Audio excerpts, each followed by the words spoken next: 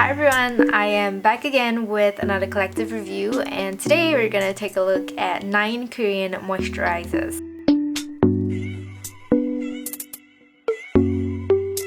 Once again, just like my Korean hyaluronic acid serum review video, today's video is very kindly sponsored by Juki, which is an online K-beauty store. I love that they offer a huge variety of K-beauty brands that are really difficult to find even when you're in Korea, and their prices are really competitive as well. So if you're into K-beauty, make sure to check them out. I'll leave the link to their website in the description box below. So for today's video, I have my laptop here with me so I can refer to the ingredient list, and at the same time I will be flashing the ingredient list on the screen as well. Some of the ingredient lists are so long that they're probably gonna cover my entire face, but I feel like that will be helpful for you so you can sort of analyze and recognize what are the good and bad ingredients in skincare so you can apply the same technique to any other products you're interested in the future. So I'm going to begin with a rather popular one, and this is the Dr.Jart Cicapair Recover Cream. So to be honest, I have no idea if this is an actual moisturizer or not. Personally, I would use it as a spot treatment, but I did see quite a lot of people using this on their entire face like a moisturizer. So I'm just gonna mention it because this is actually a product that I initially wanted to purchase back in late 2018. Not only was Dr.Jart heavily promoted by my favorite YouTubers back then, but I also really liked that this one has concealing properties. Thankfully, it was too pricey for me because looking at the ingredients, this cream contains a lot of stuff, like too much stuff. So while some of the ingredients like glycerin and panthenol and niacinamide are beneficial for the skin, most of the ingredients are really heavy ingredients, as in like too heavy for people with acne-prone skin, or they're just kind of unnecessary. If you hate the feeling of like thick, heavy foundation on your skin and you feel like this might be a better option, it's not. This contains beeswax. It's not a light cream. This cream is also said to have SPF 40, but looking at the ingredients, this contains more essential oils and alcohol as compared to the physical sunscreen ingredients, and so I think that raises a really big red flag. Personally, I find that it will be more beneficial and maybe even more affordable if you were to get yourself a proper moisturizer, a proper sunscreen, and a proper concealer. For people with mild acne, as in people who get occasional spots here and there, I feel like this is a good and expensive option to spot treat and conceal, but I will definitely not recommend this for people with severe or moderate acne. Moving on to something better, I have the Elizavecca Aqua Hyaluronic Acid Water Drop Cream. The main emollients in this cream are silicone, which contrary to the false accusation of silicones sticking to the skin and clogging the skin and whatnot, silicones are actually not bad ingredients for the skin. In fact, silicones are generally safe and non-comedogenic. So I like that this cream contains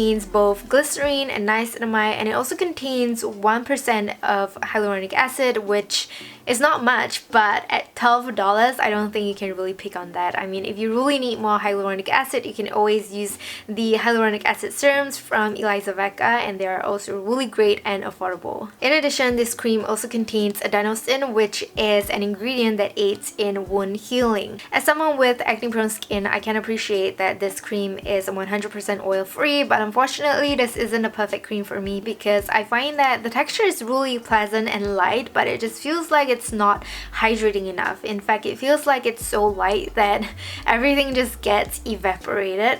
And also listed right next to the 1% of sodium hyaluronate, we have fragrance. And so from this, I think it is safe to assume that it's not a 0.001% of fragrance. Also, by smelling this, I can tell that the scent is actually really strong and it smells like baby powder. So sadly, those are the points that are keeping me away from this moisturizer. But if you, for whatever reasons, don't mind fragrance in your moisturizer and you don't have dehydrated skin like mine, then this is a very affordable oil-free and alcohol-free moisturizer. Next, I want to talk about some moisturizers from the more mainstream Korean brands, and so here I have with me the Etude House Moist Full Collagen Deep Cream. Look at it, it's so cute! So I think I've mentioned how collagen works in my first moisturizer video. Collagen works from the inside of our body and not from the outside, and so the first ingredient in this cream, hydrolyzed collagen, it's not going to work like collagen. It's just going to be a humectant slash emollient. And so yes, the name of this product is very misleading. Moving forward, the ingredients in this cream are generally safe and moisturizing for the skin, but unfortunately, I want to say all moisturizers from Etude House, they all seem to contain oil, which immediately makes them not suitable for people with acne-prone skin or for people who can't tolerate oils in their skincare. If I need more reasons to not use this product, it would be the fact that this does contain a small amount of alcohol and fragrance. Nonetheless, I wouldn't say that this cream is bad or terrible. In fact, it's actually not bad because, like I mentioned, the amount of alcohol and fragrance in this is really not much. And if you do have really dry and dehydrated skin, the oil in this can and will help seal in the moisture better. It's just not suitable for people with acne-prone skin like mine. Even though this contains oil, it still has a really nice and pleasant texture as well. The next moisturizer is from another mainstream Korean brand, and it is the Laneige Water Bank Moisture Cream EX. Seeing that this cream is from Laneige, I'm sure you can already tell that this isn't the most affordable moisturizer out there, and personally I feel like it's not worth the price.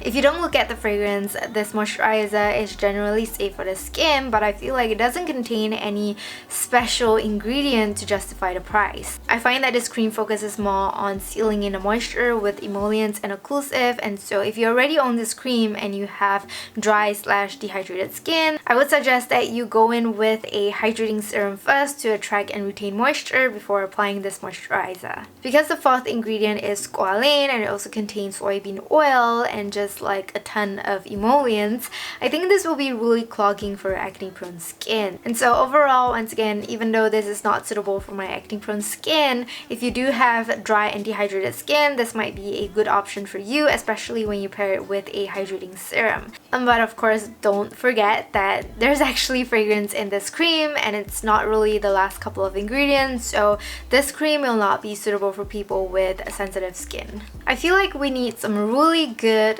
moisturizer for people with skin types like mine, and so I'm going to throw in the CosRx Advanced Snail 92 All-in-One Cream. This cream used to be my favorite a couple of years back, and so when I saw it on Juki, I just knew that I had to bring it back into my routine. Back when I was loving this moisturizer, I had completely no idea what the ingredients were. All I knew was that it contains snail mucus, which is a really popular ingredient known for its wound healing and moisturizing properties. I loved that even though it has a really goopy consistency, it still felt really lightweight on my skin, and the most important thing was that I did notice that it really helped with the healing of my acne marks. Looking at the ingredients now, I am just so happy to see that this cream contains nothing but necessary and beneficial ingredients for our skin. It contains humectants to attract and retain moisture, it contains just the right amount of emollients to seal the moisture in, and I also really love that it contains panthenol, aka vitamin B5, allantoin, and adenosine, which are all anti-inflammatory soothing ingredients that can help promote wound healing. Out of all the moisturizers I will be talking about today, this is definitely the one that I will highly recommend to people with acne because number one, this is oil free. Number two, if you have acne, this will really help soothe and calm any irritation or inflammation that you're feeling. And finally, number three, if you have acne, you will most likely have acne marks, and this will really help with the healing process. Due to its lightweight formula, I feel like this is a really great daytime moisturizer for me, but since I am using drying active ingredients in my routine like acne treatments as well as BHA, I feel like this is not moisturizing enough for me if I were to use it twice a day as compared to my current moisturizer, the Ordinary's Natural Moisturizing Factor plus HA. When I got reminded of how well the CosRx moisturizer did for me, I decided to take the opportunity and try their aloe vera oil-free moisture cream as well. Looking at the ingredients, the main difference is that instead of snail mucus, this one contains aloe. Specifically, aloe water and aloe juice powder, which is essentially aloe juice. So I'm sure everyone already knows the benefits of aloe for the skin. It is soothing and it also provides moisture to the skin. Without the snail mucus, obviously the consistency of this is very different, and in my opinion, it just feels like aloe vera gel. Like, even the looks of it and how it feels exactly like aloe vera gel. But because this also contains emollients to seal the moisture in and also soothing ingredients like lantoin and panthenol, this is definitely way better than all the 99% aloe vera gel out there.